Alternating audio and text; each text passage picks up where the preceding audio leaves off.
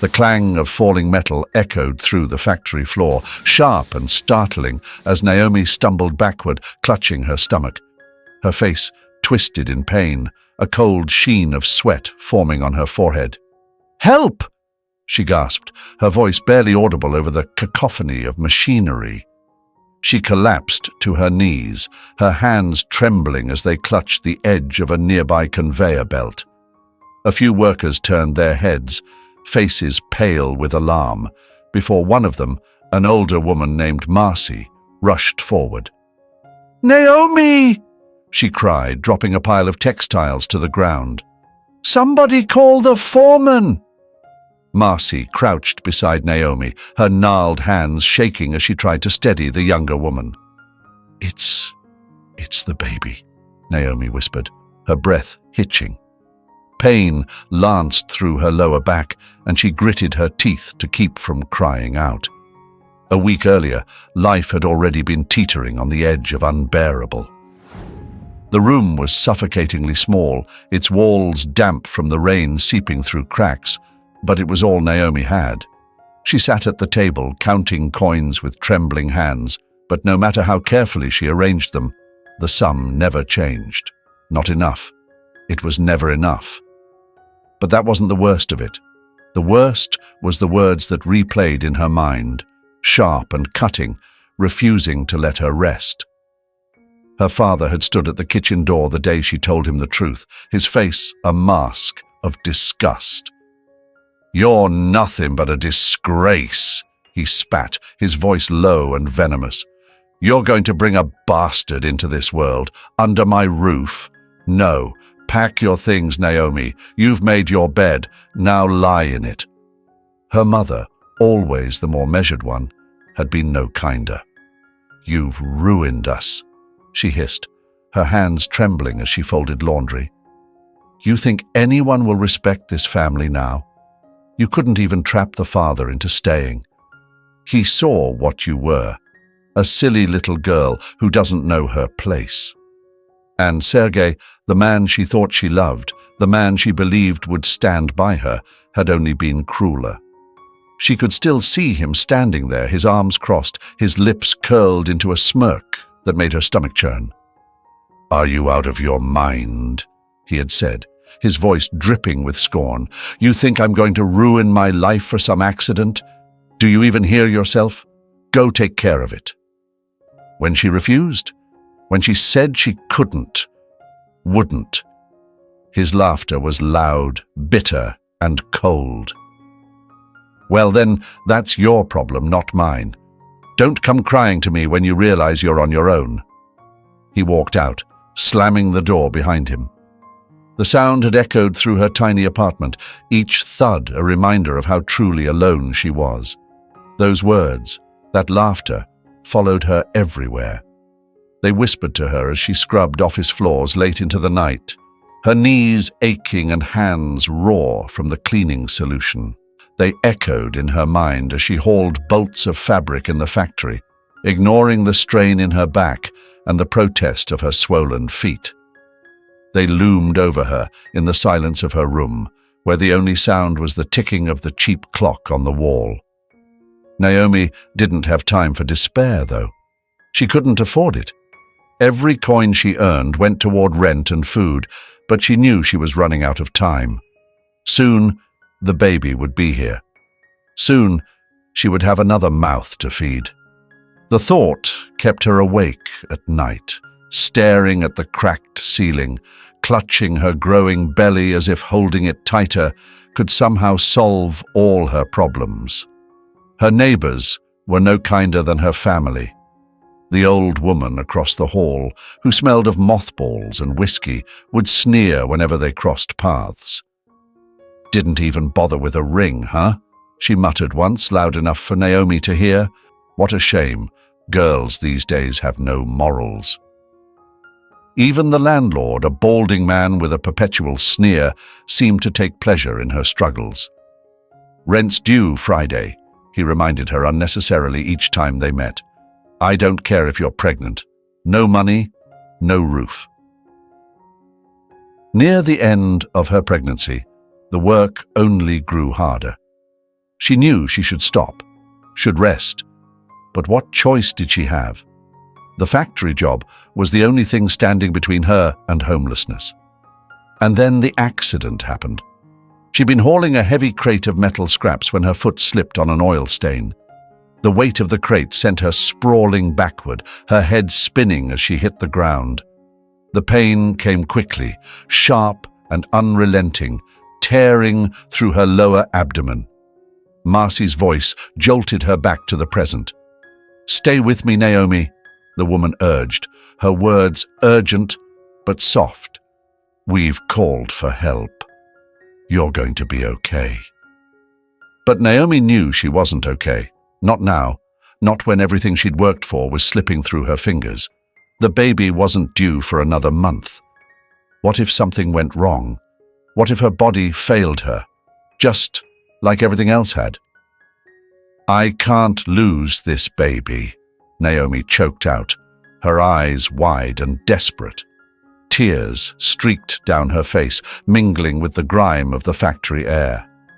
"You won't," Marcy said firmly, but there was a flicker of doubt in her expression. "Just breathe, honey. Just breathe." By the time the ambulance arrived, Naomi was pale and shivering, her breath coming in short, shallow gasps.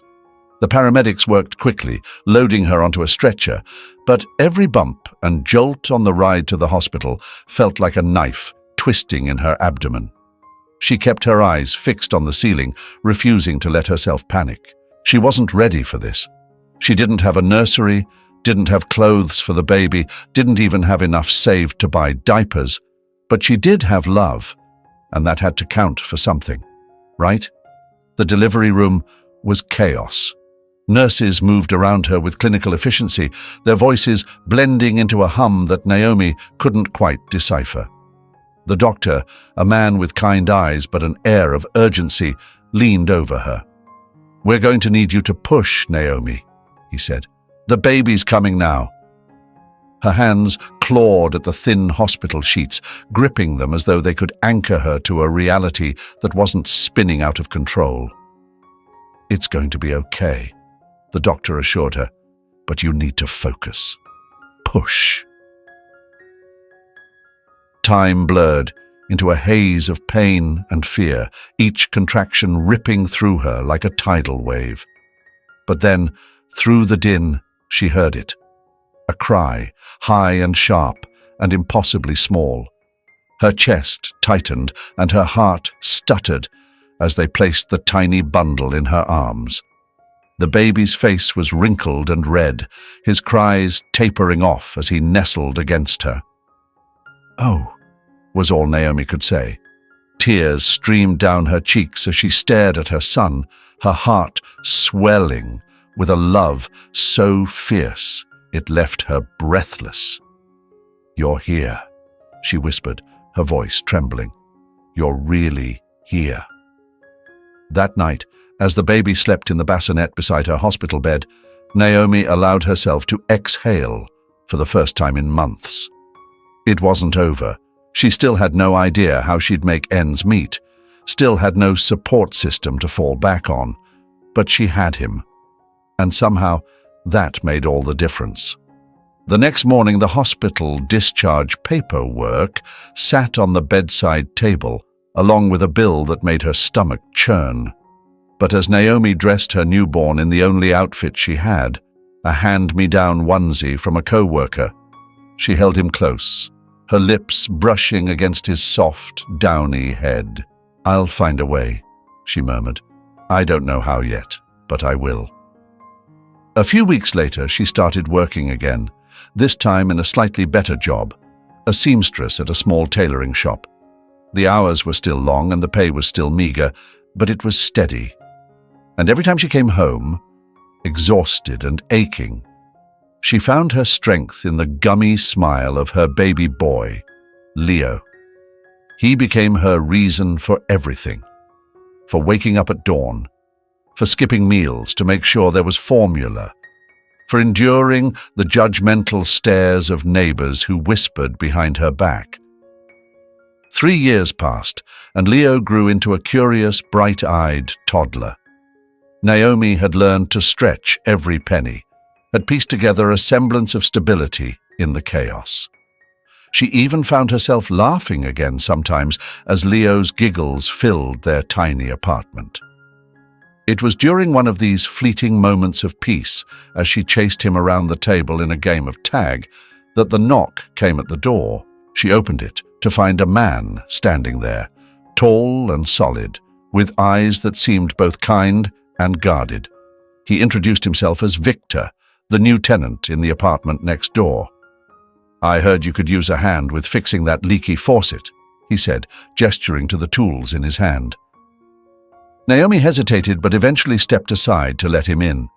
Little did she know that moment would mark the beginning of a new chapter, one filled with hope, but also with shadows she couldn't yet see. The house felt like a different world the day Naomi stepped into it with Leo by her side. Victor's place stood on the edge of the village, with a wooden fence that had seen better days and windows that gleamed in the late afternoon sun. It wasn't grand, not in the way she'd imagined, but to her it felt like a castle.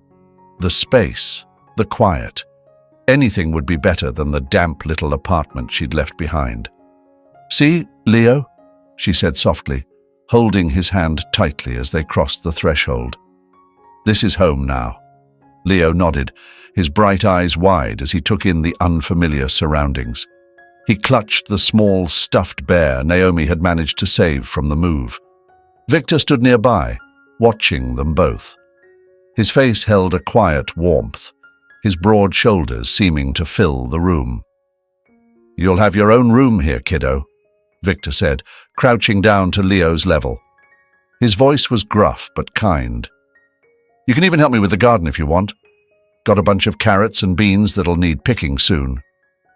Leo looked up at Naomi for reassurance, and when she smiled and nodded, he mumbled, "Okay." Naomi exhaled, relief flooding her chest. For the first time in years, she felt like she could breathe. Victor had been patient, steady, a man who seemed to understand her struggles without prying into them. She'd doubted herself when she agreed to his proposal, worried she was rushing for the sake of stability, but now, seeing how he treated Leo, she let herself believe this might work. The first few months were everything Naomi had hoped for. Victor was attentive, helping her settle into the house and adjusting his quiet routines to include her and Leo.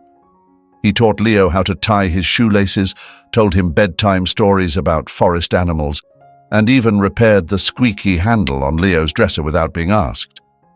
For the first time, Leo laughed freely. His giggles filled the house as he ran through the yard, chasing after the chickens Victor kept in a small coop. Watching them together, Naomi thought, this is what a family should be. Then Finn was born. The delivery was difficult, leaving Naomi bedridden for weeks. Victor stepped in, taking care of everything, cooking, cleaning, looking after Leo, and tending to the baby. For a while, Naomi felt grateful beyond words, marveling at how lucky she'd been to find him. But slowly, things began to shift. It started small, almost imperceptibly. Victor's patience with Leo wore thinner, his gruffness becoming more pronounced. If Leo left his toys on the floor, Victor would scold him in a way that made the boy shrink back. If Leo interrupted him while he was holding Finn, Victor's face would darken with irritation. Give him time, Naomi told herself. He's just adjusting. But time didn't help. One afternoon, the house was unusually quiet except for the soft giggles of Finn coming from upstairs. Leo was with him, the two brothers playing in the small bedroom that Victor had converted into a nursery. Naomi was downstairs folding laundry, relieved for a moment of peace. On the floor, Leo sat cross-legged, rolling a small rubber ball back and forth with his little brother. Finn, barely a year old, was unsteady on his feet but determined to keep up with his big brother. "Catch it, Finn," Leo said, his voice full of encouragement as he rolled the ball gently toward the toddler. Finn wobbled forward, his chubby hands reaching for the ball. But instead of grasping it, he lost his balance. His feet tangled beneath him, and with a startled cry, he toppled backward. "No! No! No!" Leo lunged forward, his hands outstretched, but he wasn't fast enough. Finn hit the floor with a thud, his head bumping the edge of the toy chest. The baby's cry was immediate and piercing, echoing through the house like an alarm. Downstairs, Naomi froze, her heart leaping into her throat. But before she could move, Victor's heavy footsteps thundered up the stairs. "What happened?" Victor barked as he burst into the room. His eyes went straight to Finn, who was sitting on the floor, clutching his head and wailing. Leo, his face pale with panic, stood frozen beside him. "I didn't mean to," he stammered, his voice trembling. "He was walking and he fell." But Victor wasn't listening, his face twisted with fury as he strode toward Leo. "You pushed him, didn't you?" he snapped, grabbing the boy by the arm. "No!" Leo cried, tears streaming down his face. "I didn't. I tried to catch him, but—" "Don't lie to me!" Victor bellowed, his voice harsh and unforgiving. He shook Leo's arm, his grip tight enough to make the boy wince. "Victor, stop!" Naomi's voice rang out from the doorway. She rushed in, scooping Finn into her arms and cradling him against her chest. Victor turned on her, his eyes blazing. "He hurt my son, Naomi. You're just going to let that slide?" "It was an accident," Naomi said, her voice shaking but firm. "He didn't mean to." "That boy is always causing trouble," Victor growled, releasing Leo with a shove. "You coddle him too much, Naomi. He needs discipline, not excuses." After that, things grew worse. Victor's temper flared more often, his scoldings turning into punishments. Leo became quieter, his laughter fading into whispers as he tried to avoid his stepfather's ire. Every time she tried to intervene, Victor would dismiss her with the same cold logic. "He's a boy, Naomi. Boys need structure. You don't want him growing up useless, do you?" When she protested, his voice would harden. "What do you know about raising a man? You're too soft on him. That's why he's always getting into trouble. Like you." That night, as Leo slept curled up beside her, Naomi lay awake, staring at the ceiling. The warmth and hope she'd once felt in this house had been replaced by a suffocating tension. The next morning, Victor sat at the kitchen table, his face unreadable as he sipped from a chipped mug of coffee. Naomi moved quietly around the kitchen, her eyes red from lack of sleep. Leo shuffled in, rubbing his eyes, and took a seat across from Victor. "Good morning," Victor said, his voice unusually calm. "Good morning," Leo mumbled, still waking up. Victor leaned forward, his elbows resting on the table. "What do you say we spend some time together today, huh? Just you and me?" Leo's head shot up, surprise flickering in his eyes. He glanced at his mother, unsure, before nodding. "Okay." Naomi froze, mid-step. Victor barely acknowledged her hesitation. "I've got some errands to run in the woods," he continued, smiling faintly. "Thought it'd be nice for us to do something manly together. What do you think?" Leo hesitated for a moment, then nodded again, his face lighting up at the idea of Victor wanting to spend time with him. "Sure." Naomi's hands tightened around the dish she was holding. "The woods? Why not stay around the house?" Victor's eyes flicked to her, his expression hardening for just a second before he smoothed it over. "It's just a quick trip," he said. "Don't you want the boy to learn something useful?" There was no point in arguing. Naomi could feel it in the weight of his gaze, in the false cheer of his tone. She forced herself to nod. The air was crisp when they set out, the forest still damp from a light rain the night before. Victor led the way, his long strides cutting through the underbrush with ease. Leo struggled to keep up, his small legs churning as he carried a small backpack Victor had packed for him. "What's in there?" Leo asked, peering back at the bag. "Just snacks," Victor replied over his shoulder, his voice casual. "In case you get hungry." Leo grinned, his excitement bubbling over. This was the first time Victor had ever asked him to do something like this, and it felt special. Like, maybe, just maybe, he was starting to care. They walked deeper into the woods, the trees growing denser as the path became less defined. Victor kept his pace steady, glancing back occasionally to make sure Leo was following. "Where are we going?" Leo asked after a while, his voice tinged with curiosity. "Just a little further," Victor replied, his tone still calm. "There's a spot I know where you can see some squirrels.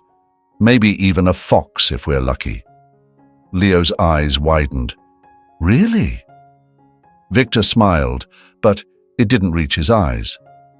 "Really?" Hours seemed to pass as they trekked through the forest. Leo didn't notice how far they'd gone. His focus was on the stories Victor told, stories about animals and the wilderness, about how he'd grown up in places like this. But then the trail turned rocky, and Leo started to lag behind. "I'm tired," he said, his voice small. Victor stopped and turned, crouching down to meet the boy's eyes. "Just a little further, champ. There's a big tree up ahead where we can rest." Leo nodded, his trust in Victor absolute. When they reached the tree, a massive oak with gnarled roots that twisted like old hands, Victor set down his own bag. He pulled out a water bottle and handed it to Leo. "Drink up," he said. "You've earned it." Leo took the bottle gratefully, gulping down the water as he sat on one of the roots. His eyes drooped, his body giving in to the exhaustion from their long hike. "Lie back," Victor said gently, almost coaxing. "Take a quick nap. I'll keep watch."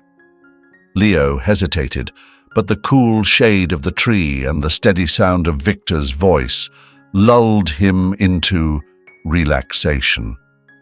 Within minutes, he was asleep, his small chest rising and falling with each breath. Victor stood over him, watching for a long moment. His face was unreadable again, but his hands clenched into fists at his sides. Then, without a word, he slung his bag over his shoulder and turned, walking away. He didn't look back. When Leo woke, the world felt colder. The sun was dipping behind the trees, casting long, eerie shadows across the forest floor. He sat up quickly, blinking in confusion. "Victor?" he called out, his voice shaky. He looked around, expecting to see his stepfather nearby, but there was no sign of him, just endless trees and the sound of rustling leaves. "Victor!" he shouted again, louder this time. The sound echoed through the forest, but there was no answer. Panic began to claw at his chest. He scrambled to his feet, clutching his backpack as he turned in circles. Every direction looked the same. "Victor, where are you?" Tears pricked his eyes, but he blinked them away. He didn't want to cry. Victor would come back.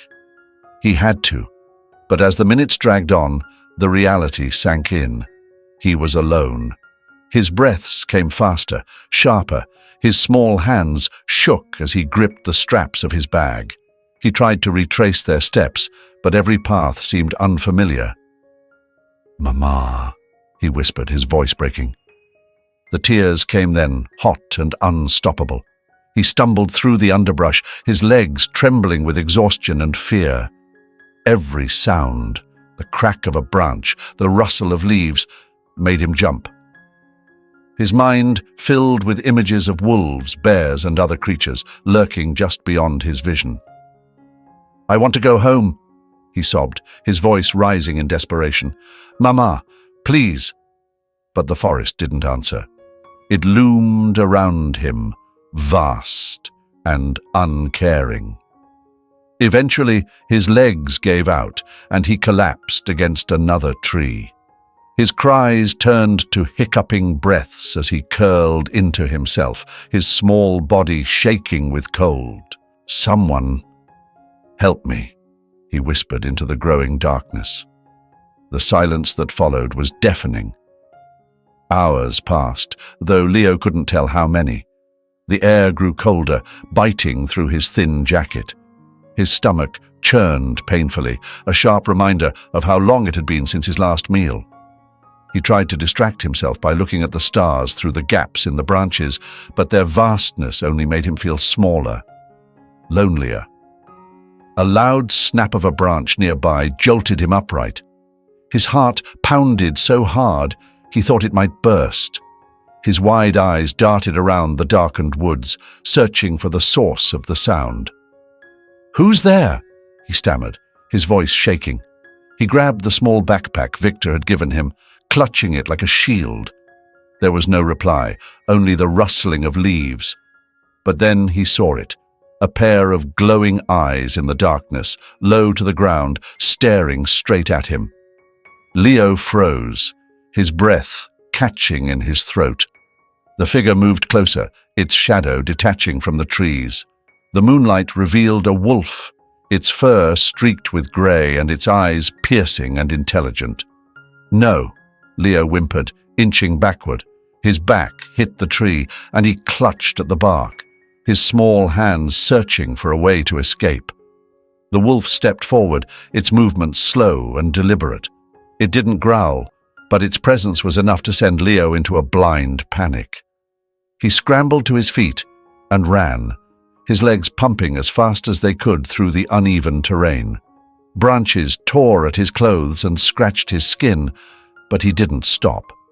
He could hear the wolf behind him, its footsteps light but steady, following him with an eerie calm.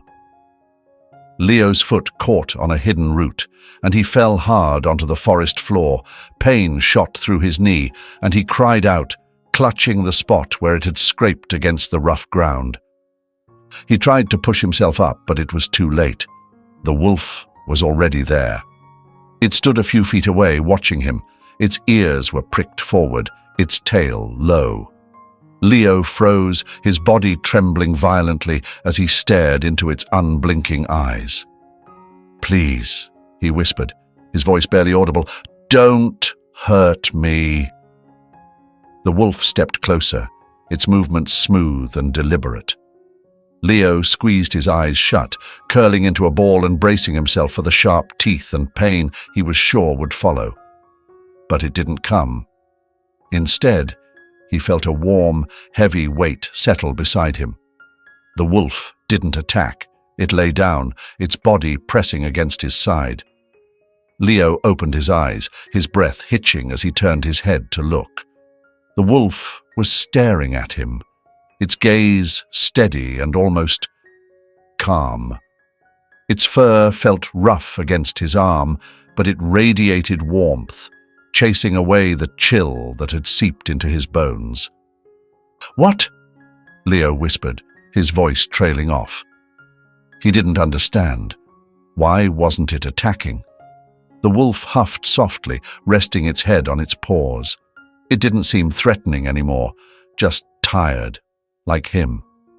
Leo hesitated, his fear battling with the desperate need for comfort. Slowly, cautiously, he shifted closer, curling up against the wolf's side. The animal didn't move, its breathing slow and steady. For the first time that night, Leo felt a flicker of safety. His eyelids grew heavy, and despite the lingering fear, his exhaustion finally won. The morning light filtered through the trees, painting the forest floor in dappled gold. Leo stirred, his body stiff from the cold night. For a moment he thought he was back home, warm in his bed. But then he opened his eyes and saw the forest, the unfamiliar trees, the scattered leaves, and the wolf. It was still there, sitting a few feet away, watching him with its sharp eyes. Leo sat up slowly, his breath visible in the chilly morning air. His stomach growled loudly, and he clutched it, wincing at the hunger pangs. The wolf tilted its head, as if studying him. You didn't hurt me," Leo said, his voice barely above a whisper. He wasn't sure if the wolf could understand him, but something about its steady gaze made him feel like it could. "Can you—" He hesitated, the words feeling strange on his tongue. "Can you help me get home?" The wolf didn't move at first, and Leo's heart sank. But then, slowly, it stood up. It turned, its tail swishing low, and took a few steps forward before looking back at him. Leo blinked, unsure. "You want me to follow you?" The wolf huffed softly, a sound that almost seemed like agreement. Taking a shaky breath, Leo pushed himself to his feet. His legs were weak, his knee throbbed, but he forced himself to move. The wolf waited patiently as he picked up his backpack and limped toward it. "Okay," he said quietly. "I'll follow you." The wolf turned and began to walk, its pace slow enough for Leo to keep up. The silence of the forest was broken only by the soft crunch of leaves underfoot and the distant caws of crows. Leo's eyes darted nervously to every movement in the trees, half expecting something to leap out at him. But the wolf stayed calm, its confidence an anchor against his fear. They were crossing a narrow, rocky path when the atmosphere shifted. The wolf froze mid-step, its ears pricking forward, its body lowering slightly as if preparing for something unseen. Leo, too, stopped, his breath catching as he stared at the animal. "What is it?" he whispered, his voice trembling. The wolf's nose twitched and a low growl rumbled from its throat. It was an eerie, guttural sound that sent shivers down Leo's spine. Before he could ask again, a movement in the shadows ahead caught his eye. Another wolf emerged, larger and darker, its fur matted and its eyes gleaming with a predatory hunger. The new wolf didn't hesitate. It advanced toward Leo, its lip curling to reveal yellowed teeth. Leo gasped and stumbled backward, his heart pounding in his chest. "No!" he cried, clutching at a nearby tree for support. The grey wolf stepped between him and the threat, its growl deepening into a warning snarl. The larger wolf hesitated for a moment, but then lunged forward, aiming straight for Leo. The clash was immediate and violent. The grey wolf leapt to intercept, its body colliding with the intruder in a blur of fur and snapping jaws. The sound of teeth clashing against teeth filled the air, a chilling symphony of violence that made Leo press himself against the tree, too scared to move. The larger wolf was relentless, its sheer size and weight giving it an advantage as it pushed the grey wolf back. But the grey wolf was fast, dodging and twisting with precision. It snapped at the larger wolf's flank, drawing a yelp of pain, but the attack only seemed to enrage the intruder further. They circled each other, their growls echoing through the forest like thunder. The larger wolf lunged again, its jaws aimed at the grey wolf's throat. Leo gasped as he watched, his small hands gripping the bark of the tree so tightly that his knuckles turned white. The grey wolf sidestepped at the last second, its teeth sinking into the larger wolf's shoulder. Blood sprayed onto the forest floor as the larger wolf howled in pain, thrashing violently to break free. The fight grew more desperate, each wolf landing savage blows on the other. The larger wolf managed to knock the grey wolf to the ground, its massive paws pinning it down. Leo's breath caught in his throat as he watched the larger wolf lower its head, its jaws opening wide to deliver a killing bite. "Get up!" Leo whispered, his voice trembling with fear. "Please, get up!" As if hearing him, the grey wolf twisted sharply, its back legs kicking against the larger wolf's belly. The force was enough to knock the larger wolf off balance, giving the grey wolf a chance to roll free. With a ferocious snarl, the grey wolf launched itself at the intruder, its teeth finding the sensitive flesh of the larger wolf's neck. The larger wolf yelped and thrashed, but the grey wolf held firm, its jaws clamping down with unyielding strength. Finally, the larger wolf pulled free and staggered back, blood dripping from its wounds. It stared at the grey wolf for a moment, its eyes blazing with a mix of rage and fear. Then, with a final growl, it turned and disappeared into the shadows of the forest. The silence that followed was deafening. The grey wolf stood panting, its sides heaving as it watched the darkness where the larger wolf had vanished. Its fur was matted with blood, some of it its own, but its posture remained strong. Leo slowly slid down the tree trunk, his legs too weak to hold him. Tears streamed down his face as he whispered, You saved me." The wolf turned to him, its piercing eyes softening. It limped toward him, lowering its head as it sniffed the air around him. Leo flinched at first, but the wolf didn't seem threatening anymore. Instead, it nudged his arm gently, as if checking to see if he was unharmed. "Are you okay?" he asked, his voice small. The wolf didn't answer, of course, but it sat down beside him, its body still tense as it kept watch. After a while, the wolf stood and began to sniff at the ground. It moved a few paces away, its nose leading it to a small bush dotted with bright red berries. Carefully, it plucked a few with its teeth and dropped them in front of Leo. You want me to eat these?" Leo asked, staring at the berries. The wolf nudged them closer with its nose. Hunger won out over hesitation, and Leo picked up the berries, eating them slowly.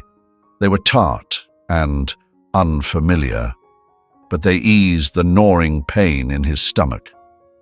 "Thank you," he said, wiping his mouth. The wolf huffed softly, almost like an acknowledgement before standing again. It looked at Leo, then turned its head toward the path ahead, as if urging him to follow. Leo struggled to his feet, his legs still shaky, and took a deep breath. "Okay," he whispered, "I'm ready." He followed the wolf once more, his steps steadier now. The wolf limped slightly but didn't falter, its determination as strong as ever. 2 days. That was how long Naomi had spent pacing by the window, her eyes scanning the distant fields, desperate for a miracle. Her face was pale, her lips cracked from muttering silent prayers. The villagers had done what they could. Search parties had combed the surrounding woods, their calls echoing in the wilderness. But no one had returned with any sign of Leo. Her heart had become a hollow, aching thing. Each second stretched endlessly, her mind conjuring every terrible possibility. Had he fallen? Had some wild animal found him before help could? She pressed her forehead against the cold glass, exhaustion threatening to pull her under. And then she saw it. A small figure stumbling through the field, his form swaying but unmistakably alive. At first, she thought her mind was playing cruel tricks. But as the figure moved closer, his movements slow and unsteady, recognition slammed into her chest. "Leo," she whispered, her voice trembling. Then louder, "Leo!" She threw the door open, her bare feet hitting the frozen ground as she sprinted toward him. Tears blurred her vision as she screamed his name again and again, the words ripping from her throat with raw emotion. Leo lifted his head at the sound of her voice, his face lighting up despite the exhaustion and dirt caking his cheeks. "Mama!" he cried, his voice hoarse but filled with relief. He dropped the small bag he'd been carrying and ran as fast as his wobbly legs would allow, straight into her open arms.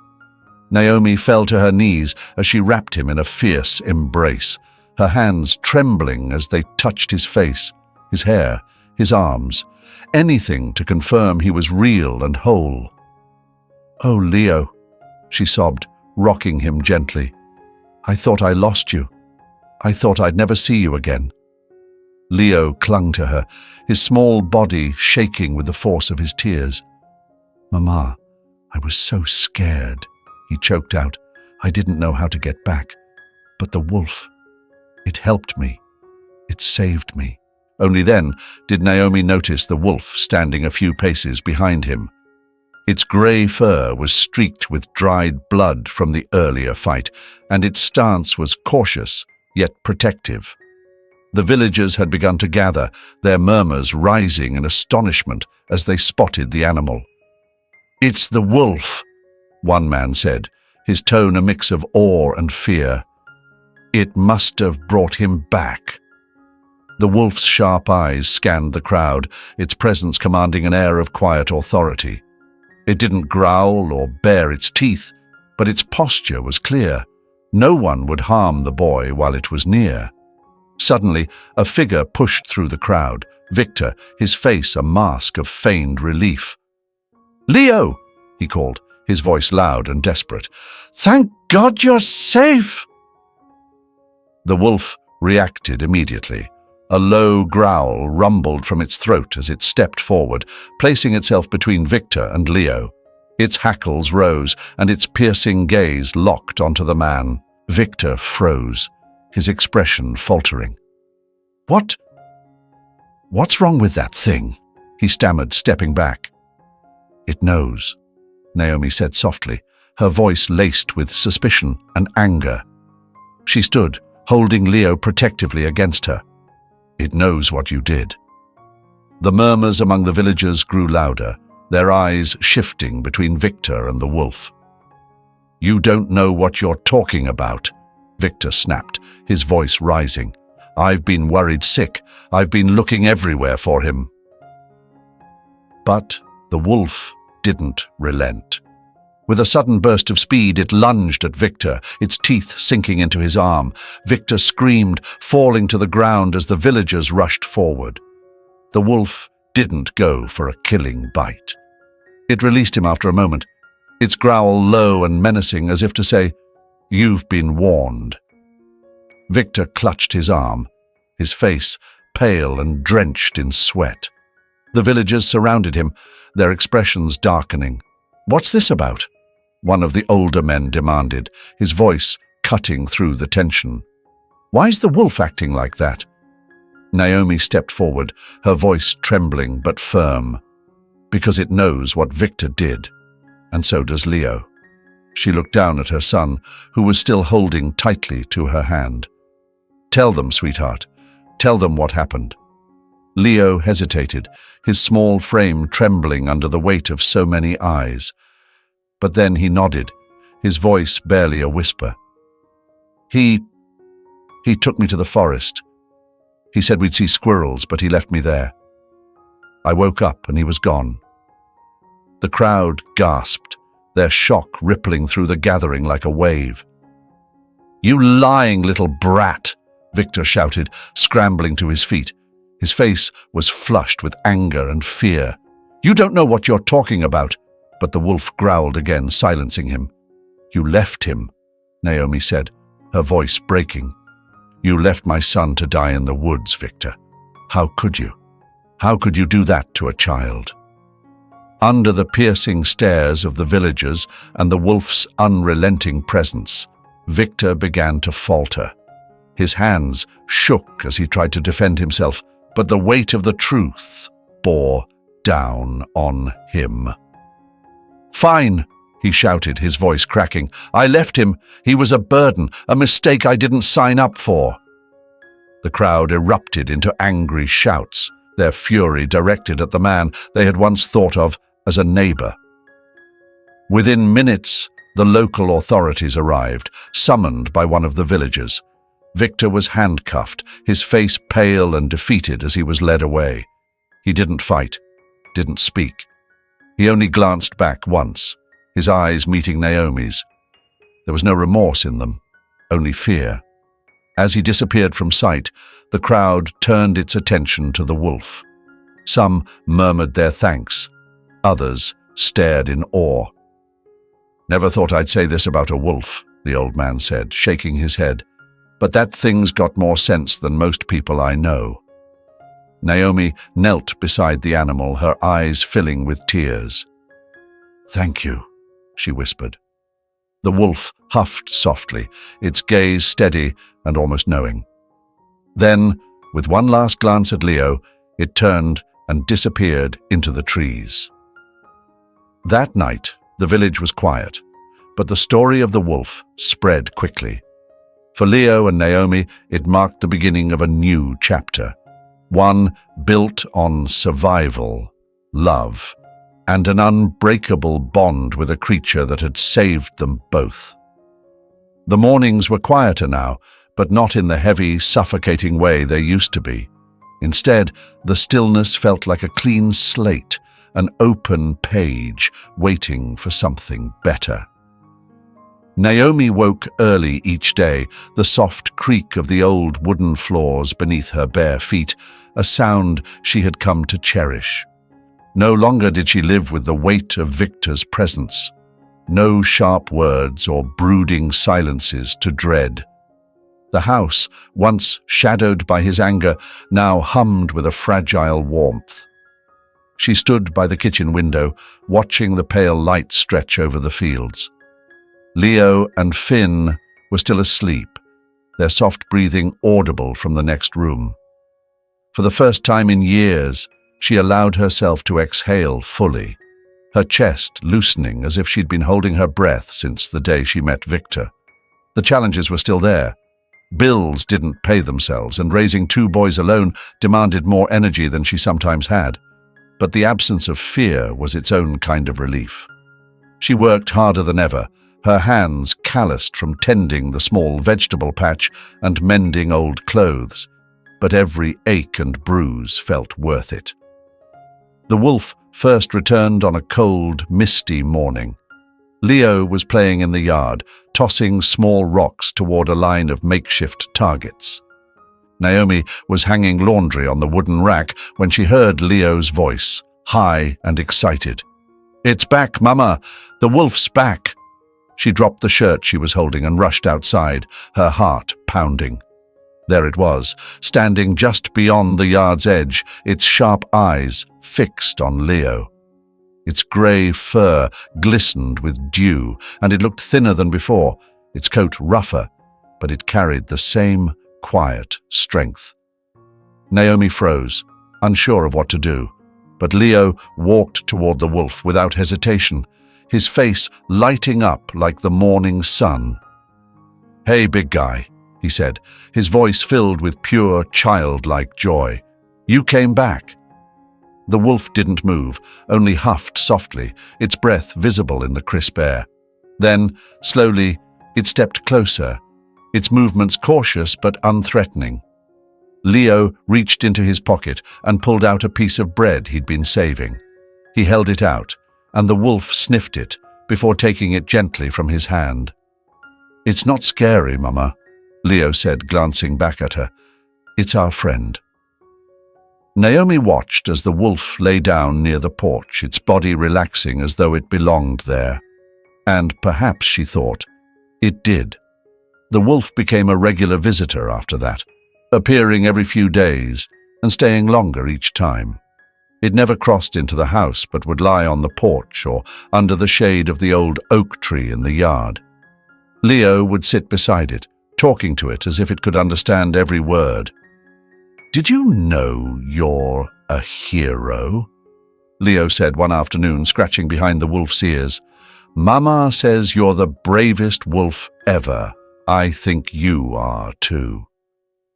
Naomi often found herself watching them from the window, her heart swelling with gratitude. The wolf had done more than save Leo. It had become a symbol of something larger, a reminder that even in the darkest moments, there was a chance for light. The villagers too began to soften toward Naomi. Where once they had whispered behind her back, they now offered quiet support. A bag of flour left on her doorstep, an offer to help repair the fence. It wasn't much, but it felt like an apology for the years they had turned a blind eye to Victor's cruelty. "We should have known," one woman said as she handed Naomi a basket of fresh eggs. "Should have seen it sooner. You've been through so much, but you've come out strong. You and your boys deserve better." Naomi accepted their kindness with quiet gratitude, though she knew she couldn't rely on them forever.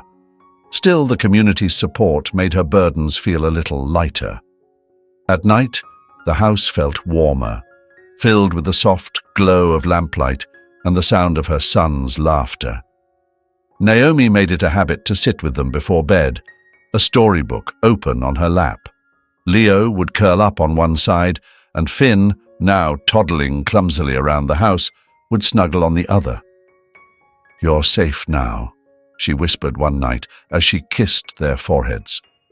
"We're all safe." And for the first time in years, she believed it. The wolf became a legend in the village. People spoke of it in hushed tones, marveling at how it had saved Leo and protected him against all odds. For some, it was a tale of courage. For others, it was a fable about loyalty and redemption. For Leo, though, it was personal. As the years passed, he grew stronger, his once timid nature giving way to quiet confidence. The boy who had once been afraid of his own shadow now stood tall, his eyes steady and bright. The wolf's bravery had left an indelible mark on him, shaping the way he saw the world. Leo became known for his kindness and determination, always willing to help those in need.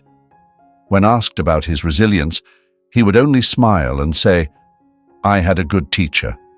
Naomi, too, found herself looking to the future with hope. Though she wasn't ready to open her heart to another man, she no longer carried the weight of loneliness. Her sons were her world, their laughter and love a balm for every wound. One evening, as the sun dipped low over the horizon, casting the fields in hues of gold and amber, Naomi spotted the wolf standing on a hill overlooking the house. Its silhouette was stark against the fiery sky, its head held high. Leo saw it too, and together they stepped outside. The wolf didn't move, its gaze fixed on them as if it were saying goodbye. "Do you think it'll come back?" Leo asked softly. Naomi placed a hand on his shoulder, her voice tender. "Maybe. But even if it doesn't, it'll always be with us. In here." She placed her hand over her heart. They watched as the wolf turned and disappeared into the woods, its form blending seamlessly with the trees. And as they stood there, bathed in the light of the setting sun, Naomi felt a quiet sense of peace. For the first time in her life, the future didn't seem so daunting. It seemed, in its own way, full of promise. Hey everyone, thank you for staying with me until the end of this story. I want to take a moment to remind you all that this is just a fictional story. It's not real. But what's heartbreaking is that for many children in the real world, their lives aren't too far from what we've just heard. There are kids out there facing neglect, abuse, and abandonment every day, and sadly, their stories don't always end with the same hope and healing as Sasha's did. This story serves as a wake-up call for all of us, especially parents, caregivers, and even communities. Our actions, or inactions, can leave lasting marks on a child's heart and mind. Every child deserves to grow up feeling loved, safe, and valued. The scars left by neglect or cruelty don't just disappear. They shape who that child becomes, sometimes in ways we can't undo. So, let's take this as a reminder. Be mindful of the young lives around us. If you're a parent, show your kids they matter. If you're a neighbor, be the kind of person who notices when something's wrong. And now, I'd love to hear your thoughts. What did this story mean to you? Let's keep the conversation going in the comments below.